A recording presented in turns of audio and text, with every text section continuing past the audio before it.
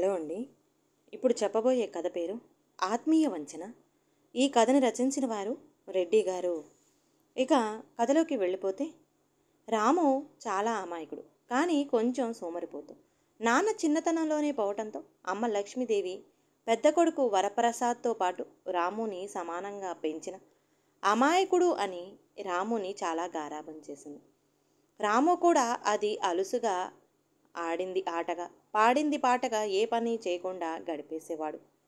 చదువు కూడా అబ్బలేదు. నాన్న ఆస్తిగా మిగిలిన ఇంట్లో ఉంటూ, నాన్నే చనిపోయే వరకు సొంతంగా నడిపిన బడ్డీ కొట్టులో అన్న రాత్రింబవళ్ళు సిగరెట్లు అమ్ముతూ, కిళ్ళీలు కడుతూ సంపాదించి కొంత వెనకేశాడు. తమ్ముడి పరిస్థితి కొంత అన్నకు అర్థమైంది.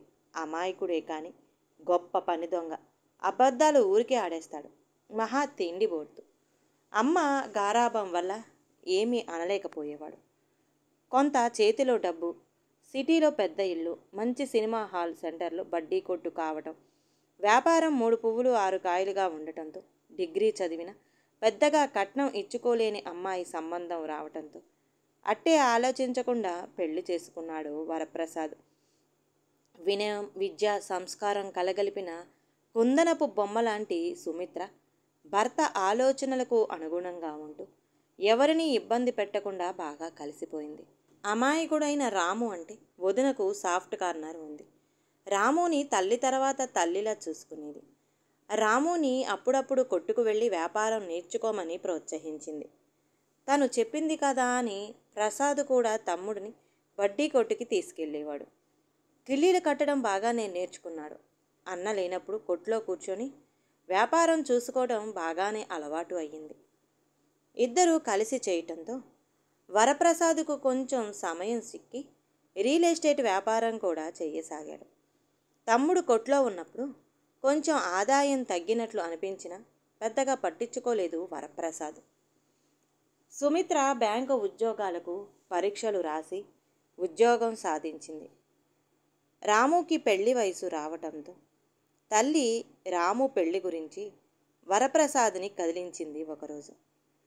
ఏరా వరం, రామానికి కూడా పెళ్లి చేస్తే నా బాధ్యతలు తీరి నేను కృష్ణారామ అంటూ గడిపేస్తారా అంది లక్ష్మి. వాడికి అంత తేలిగ్గా సంబంధం దొరుకుతుందా? వాడి అమాయకత్వం, బద్ధకం చూసి పిల్లని ఎవరిస్తానని కొంచెం నిస్పృహగా చెప్పాడు ప్రసాద్. గంతకు తక్క బొంతక దొరకపోదు. వచ్చే అమ్మాయి వల్ల అయినా వాడికి కొంత బాధ్యత తెలిసి దారిలో పడతాడేమో అంది లక్ష్మీదేవి. సర్లే చూద్దాంలే అమ్మా, వాడికి ఎట్లా రాసి పెట్టి ఉందో అన్నాడు ప్రసాద్. రాత్రి సుమిత్రతో చెప్పాడు అమ్మ అడిగిన విషయం. నిజమేనండి, మన రాముకి వివాహం జరిగితే కొంత అమాయకత్వం తగ్గవచ్చు అంది సుమిత్ర. అత్తాకోడళ్ళు ఒకటే మాట అంటున్నారే. సరే, సంబంధాలు చూడమని చుట్టాలకి మిత్రులకి చెబుతాలే. నా అదృష్టం బాగుండి నాకు నీలాంటి అందమైన తెలివైన అమ్మాయి దొరికింది నవ్వుతూ చెప్పాడు ప్రసాద్. చాలే ఊరుకోండి, రాముకి మంచి అమ్మాయి, అతన్ని అర్థం చేసుకునే భార్య దొరికితే బాగుంటుంది అంది సుమిత్ర. పెళ్లి చేయటమే కష్టం, ఆ తర్వాత వాళ్ళు ఎట్లా ఉంటారో మనం ఊహించలేం. ముందు మన ప్రయత్నాలు మనం చేద్దాం అన్నాడు ప్రసాద్. తర్వాత రోజుల్లో పెళ్లి సంబంధాలు కుదిర్చే వ్యక్తి వస్తే ఆస్తి మొత్తం చెరిసగం అని చెప్పాడు ప్రసాద్. అంటే ఇంట్లో సగభాగం, వ్యాపారంలో బడ్డీ కొట్టును, వారంలో 3 రోజులు తను, 3 రోజులు తమ్ముడు, ఆదివారాలలో ఆల్టర్నేట్ సండేస్ ఒకరి తర్వాత ఒకరు వాడుకునేటట్లు చెప్పాడు. ఆ వ్యక్తికి అర్థం కాకపోతే విడమర్చి చెప్పాడు. నేను నా సరుకు తీసుకొని వెళ్ళి కిళ్ళీ కొట్టు పెట్టుకొని 3 రోజులు అమ్ముకొని మళ్ళీ నా సరుకు తీసుకొని వెళ్ళిపోతాను. 4వ రోజు నుంచి మా తమ్ముడు తన సరుకు తెచ్చుకొని అమ్ముకుంటాడు. ఒక ఆదివారం నేను, తర్వాత మళ్ళీ వచ్చే ఆదివారం తమ్ముడు, అలా అమ్ముకుంటాం. ఎవరి వ్యాపారం వాళ్ళది చెప్పాడు ప్రసాద్.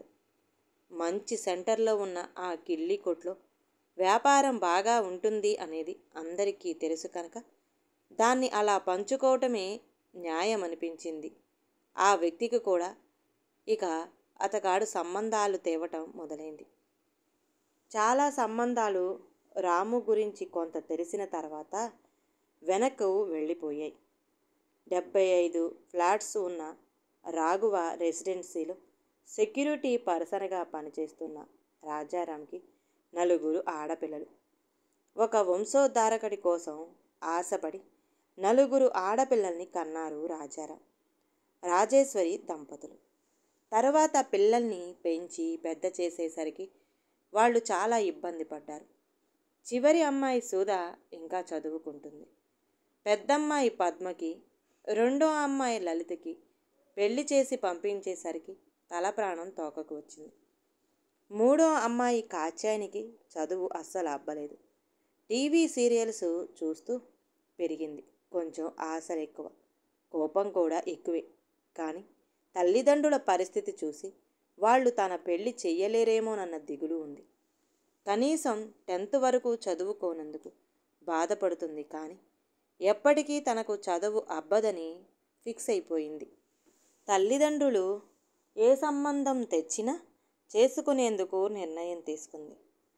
అప్పుడు వచ్చింది రాము సంబంధం. ఎక్కువ కట్నం ఇచ్చుకోలేని రాజారాం దంపతులు కొంచెం అమాయకంగా ఉన్న, బాగానే ఉన్న రాముని అల్లుడిని చేసుకోవటానికి నిర్ణయం తీసుకున్నారు. కాత్యాయని కూడా ఒప్పుకోవటంతో పెళ్ళి బాగానే చేశారు. కాపురానికి వెళ్ళిన నాటి నుంచి కాత్యాయని సీరియల్స్ ప్రభావంతో నెగిటివ్గా ఆలోచించసాగింది. భర్త అమాయకుడు కావడం వలన ఆ ఇంట్లో తమకు అన్యాయం జరుగుతుందని అనుకోసాగింది. ఉద్యోగం చేస్తున్న తోడికోడల మీద అసూయ కలిగి అకారణంగా ద్వేషం పెంచుకుంది. సుమిత్ర ఎంత మంచిగా ఉన్నా ఆ ఇంట్లో తగాదాలు ఎలా వస్తున్నాయో, ఎలా ఆపాలో తెలియని పరిస్థితులు ఏర్పడ్డాయి. సమస్యలు మరింత శృతిమించకముందే ప్రసాద్ రాము వాళ్ళని వేరే కాపురం పెట్టించాడు. తల్లిని తన దగ్గరే ఉంచుకున్నాడు. ఇప్పుడు పూర్తిగా ఆర్థిక స్వేచ్ఛ పొందిన కాత్యాయని నెలవిడిచి సాము చేయసాగింది. వస్తువులు అప్పు చేసి కొనటం, తాహతకు మించి ఖర్చు చేయటం చేసింది.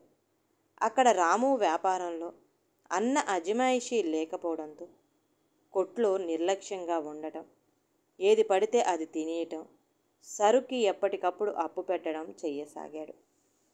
కస్టమర్లు రాము అమాయకత్వాన్ని గమనించి సిగరెట్లు కొని డబ్బులు ఇవ్వకుండా 500 నోటు ఇచ్చానని దబాయించి చిల్లర తీసుకొని వెళ్ళేవాళ్ళు. రాముకి ఇవేమీ పట్టవు. ఎప్పుడూ ఏదో ఒకటి తింటూ ఉండటం, సోమరిగా బద్ధకంగా ఉండటం బాగా అలవాటైపోయింది. కాత్యాయనికి వాళ్ళమ్మ రాజేశ్వరి అప్పులు ఇప్పించేది. రాము ఫ్రెండ్స్ లాంటి వాళ్ళ దగ్గర అప్పులు చేసేవాడు. 1000 ఇచ్చి వాళ్ళు 2000 అనేవాళ్ళు. ప్రసాద్ దంపతులకు 2 మగపిల్లలు పుడితే రాముకి 2 ఆడపిల్లలు. పిల్లలు పెరుగుతున్న కొద్దీ అప్పులు పెరగసాగాయి. తమ్ముడిని ఆదుకోమని తల్లి చెప్పినా ప్రసాద్ వినలేదు. సుమిత్ర కూడా చెప్పి చూసింది. ఆమె మీద ప్రసాద్ కోప్పడ్డాడు కూడా. అప్పులు బాగా పెరగటంతో కొట్లో భాగాన్ని, ఇంట్లో భాగాన్ని అమ్మేసుకొని భర్తని తీసుకొని అమ్మ వాళ్ళింటికి పోయి అక్కడే ఏదైనా వ్యాపారం చెయ్యాలని కాత్యాయని అనుకుంది. అలా వద్దని అత్త లక్ష్మీదేవి చెప్పినా వినలేదు కాత్యాయని. ప్రసాద్ కూడా తమ్ముడి అప్పులోళ్ల సోప రోజు వినలేక ఎంతో కొంత ఇంచి కొట్లో వాటా, ఇంట్లో భాగం వాల్చుకోవడానికి నిర్ణయించుకున్నాడు. కాత్యాయని తల్లిదండ్రుల్ని పిలిపించింది. అప్పులు తీర్చి కొంత పైకం వీరికి ఇచ్చి 6 నెలల్లో మిగతా డబ్బులు ఇచ్చేటట్లు ఒప్పందం చేసుకున్నాడు. డబ్బులు అత్యవసరం కావడంతో కాత్యాయని ముందు అక్కడి నుంచి తన ఊరు తల్లిదండ్రులతో పోయేందుకు హడావుడి పడింది. సుమిత్రకు, ప్రసాద్ తల్లికి ఆ ఇంటి వాల్యూ, ఆ కొట్టు ఆదాయం తెలిసి ప్రసాద్ తమ్ముణ్ణి మోసం చేస్తున్నాడు అని స్పష్టంగా తెలిసిపోయింది. అయినా ఏమీ చెయ్యలేకపోయారు. తనకెన్ని అప్పులున్నాయో స్పష్టంగా చెప్పలేకపోయాడు రాము. ప్రస్తుతం అన్న ఇచ్చిన కొంత అమౌంట్తో ఆ ఇల్లు, ఆ ఊరు విడిచిపెట్టాడు రాము. రాములు ఏ ఫీలింగ్స్ కనిపించకపోవటం ఎవరికీ ఆశ్చర్యం కలిగించలేదు. సుమిత్ర, లక్ష్మీదేవి చాలా బాధపడ్డారు. రాముని ఏటీఎం దగ్గర సెక్యూరిటీ గార్డుగా పెడితే 2 నెలల తర్వాత నిద్రపోతున్నాడని పీకేశారు. ఒక మంచి సెంటర్లో కిళ్ళి పళ్ళెం పెట్టించారు. కొన్ని మెలకువలు కాత్యాయని నేర్పింది. కొంతకాలం బాగానే నడిచింది. సంపాదించిన దాంట్లో సగం తినేసేవాడు రాము. ఆ రోజు అంతే వచ్చిందని అబద్ధం ఆడేవాడు. కాత్యాయని ఖర్చులు తగ్గటం లేదు. ఆఖరికి అమ్మాయి సుధ పెళ్లి చేసి పంపించేశారు రాజారాం దంపతులు. ఇక కాత్యాయని కుటుంబం సగం బాధ్యతలు వాళ్లే చూసుకుంటున్నారు. కాత్యాయనిని పిల్లలు పెళ్ళిడుకు వచ్చేసరికి 2 సంవత్సరాల గ్యాప్లో అనారోగ్యాలతో రాజారాం దంపతులు గతించారు. రోడ్డు వైడనింగ్లో రాము వ్యాపార స్థలం పోయింది. చివరకు తిండికి జరగని పరిస్థితి వచ్చింది. ఆడపిల్లలు బట్టల కొట్లో ఒకరు, మెడికల్ షాపులో ఒకరు పని చేయసాగారు. సిటీలో అద్దె ఇంట్లో వాళ్ళ పరిస్థితి రోజురోజుకి తీసికట్టుగా మారుతుంది. ఒకరోజు మ్యారేజ్ బ్యూరో మనిషి అని ఒక వ్యక్తి వచ్చాడు. 2 అమ్మాయిలకు మంచి సంబంధాలు తెచ్చానన్నాడు. మా దగ్గర డబ్బు, ఆస్తులు లేవు అన్నారు కాత్యాయని, రాములు. రాముతో ఆ వ్యక్తి చెప్పాడు, అయ్యా, నన్ను మీ అన్నయ్య వరప్రసాద్ గారు పంపించారు. మీకు ఆ సిటీలో వాళ్ళింట్లోనే వాటాగా ఒక పోర్షన్ ఉందటగా. మీరు మీ అమ్మాయిల పెళ్ళిళ్ళు మీ సొంత ఇంట్లో ఉండే చేస్తారని చెప్పారు. మీ పేరు మీద 20 లక్షలు, మీ 2 అమ్మాయిల పేర్ల మీద చెరో 20 లక్షలు ఉన్నాయని కూడా వారే సెలవిచ్చారు. వారు సుమిత్ర మేడం గారు ఈ సంబంధాలు చూశారు. బాగున్నాయని మీకు చెప్పి ఒప్పించేలా చేయమన్నారు. ఇక మీ ఇష్టం.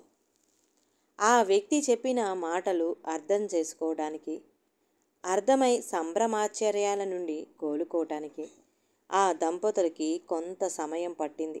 రాము ఎప్పటిలాగా అయోమయంగా ఉన్నా కాస్త ఆనందం ముఖంలో కనిపించింది.